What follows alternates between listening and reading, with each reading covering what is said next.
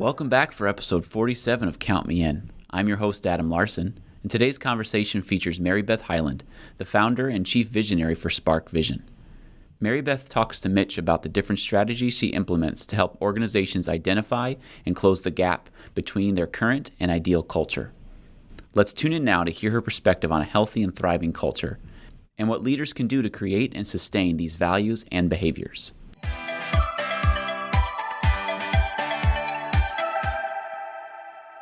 What is organizational culture to you, and why do you believe it's so important? Organizational culture is such a complicated thing, but the way that I think about it is basically how things are done around here. So when people talk about their company, it's sort of those norms and behaviors, the rituals and routines, what are the expectations that people have?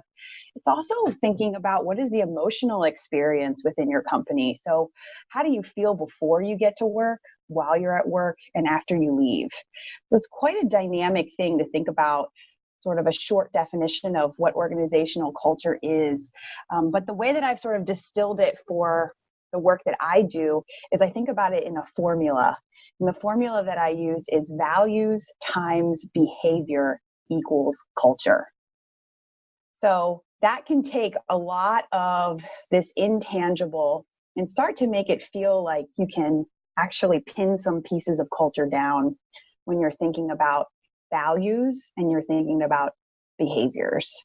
And the reason that this is so incredibly important is because it's ultimately going to greatly impact the way that people are engaged in their work, the productivity within your teams and your office overall, the loyalty that people have within the organization, and ultimately how people feel. Their health is directly connected to an organization's culture as well. So investing in your company's culture and being intentional about really getting clear on what that definition means to that specific institution or organization, why it matters to them as a company at large and as the individuals that make up that company, it's really critical in being able to create environments where people can thrive.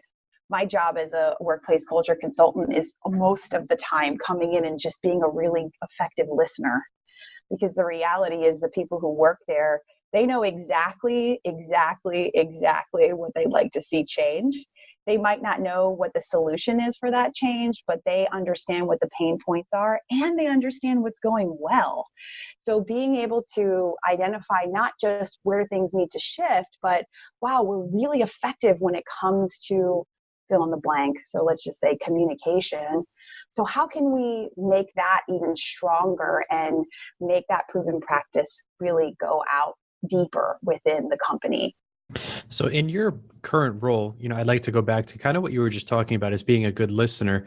And while you're listening, and I'm assuming you watch the organization as well, what is it that really sticks out to you when you're looking at a healthy and thriving culture? What does that look like? And have you ever worked with an accounting or finance organization that you knew just by looking and listening that things were going well?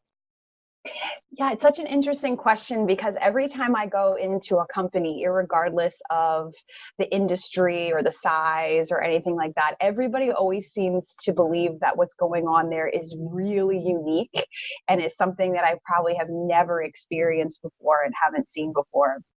So a lot of the times when a company is thriving and doing really well, and this goes the same way if you think about it in the opposite terms of if they're not. So oftentimes these things aren't present, but when these things are present, it's apparent that things are, there's not as much of a lift as far as what are some intentional shifts that can be made to have people feel like they can thrive in that environment. So things like communication, that is huge.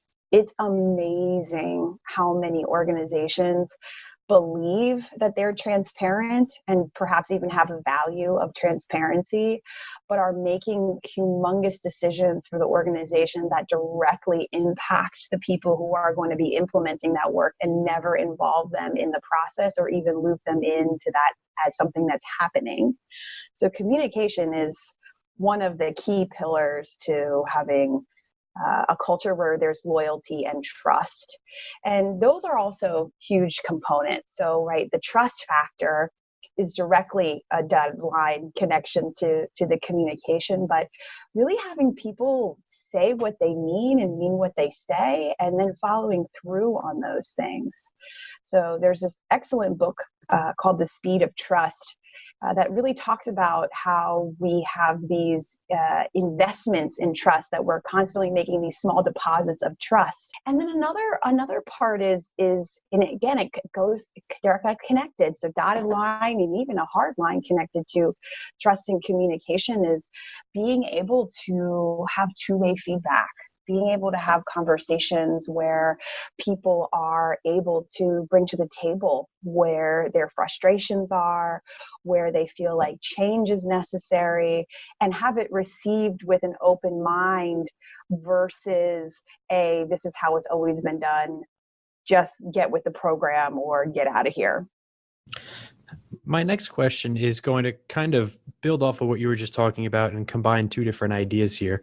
So as we're looking to build or see this thriving culture, what can leaders do, whether it's top down or bottom up, when the vision, their behavior is in line with the culture they want, but maybe there's others in the organization that just aren't buying in and they really want them to? It's not just a get out, but what can they do to make sure that everybody involved in the organization is behaving in that way, and ultimately, will enable the organization to sustain this cultural success and their strategy for the future? Well, I have a little bit of a clarifying question for you before I answer, because there is a differentiator between people who just aren't bought in and people who are toxic. So I'm happy to answer both, but I'd love to know if you're interested in a specific, somebody who just sort of needs to be convinced versus someone who's creating extremely negative experiences in the workplace. Very, very fair question and good point. I'm really more interested in the individual who maybe isn't fully bought in. In my opinion, if somebody were toxic, as you said earlier, it's kind of like, jump on board, or this isn't the right position for you.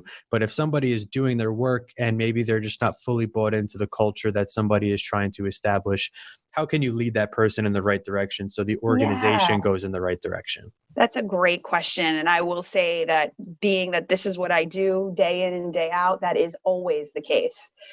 If you go into an organization that has more than 5 employees, there are going to be folks who don't understand why this matters. There's going to be folks who don't understand why this should be something that's invested in. And there's certainly going to be folks who aren't on board and take a little more time to get them to sort of create that breadcrumb trail to help them know that this is powerful and meaningful. So there's several ways. So it really depends on your audience. One of the ways, and particularly for this industry, one of the ways that can be really effective is looking at what is the cost of having a culture that's thriving versus having a culture that's floundering. And so you can look at it from more of an analytical, data-driven perspective, if that is what sort of is the hang-up of the initial mindset. So you can look at things like your turnover rate. What does it cost you to onboard a new person, right? All of the training, all of the time, everything you're invested in bringing new people in. What is it taking your team as far as their energy and their time when it comes to things that are just not working well in the culture? So when we go back to things like communication, so what is it costing you guys, or the whole institution at large, when people aren't on the same page? How much time is that? And what is the breakdown of that time when it comes to dollars? And so oftentimes with folks who aren't on board with the emotional aspect of the rewards and value of getting people engaged and understanding the impact of that with productivity and loyalty and all the things I mentioned when we started the conversation, you can get it down to dollars and cents. And that can be sometimes the most effective starting point. Now, if folks aren't in that bucket and they don't need to see the dollar and cents. They just need to understand like why does this even matter in the first place? What I will do is talk to people about really getting in touch with themselves from an emotional level and starting to do some more reflections in their own lives of environments where they felt like they wanted to be and environments where it was a painful experience to be in. And having them kind of drop into more of that heart-centered space, more of that intuitive space within themselves, because everybody knows, everybody has had an experience where they felt like they belonged somewhere, where they felt like they had some kind of intention or purpose and connection, whether that was at work or in their communities or in their families or elsewhere. And then everybody has had some kind of experience where they felt the opposite. And if you can walk people through that from more of an emotional knowing and more of an emotional understanding, people can start to make the connection that that's not separate or in a different category simply because it's a workplace, and how much more we will get from folks feeling a sense of belonging, feeling that connection, and knowing that they're ultimately going to be the greatest advocates for your organization because simply their way of engaging and their energy, right? We do so much advocating or talking against our organizations when simply like on the weekends, right? Or at night when we come home from work and we debrief on how our days were, or people ask us what's going on. And those things have a significant impact. They have a significant impact. It's not just what's happening when you're there in the 9 to 5 or the 6 to 8 or whatever hours it is that folks are working, because people actually deeply know that this is important. It's just getting them to a place of recognizing and reminding them of that knowing. This has been Count Me In, IMA's podcast, providing you with the latest perspectives of thought leaders from the accounting and finance profession. If you like what you heard and you'd like to be counted in for more relevant accounting and finance education, visit IMA's website at www.imanet.org.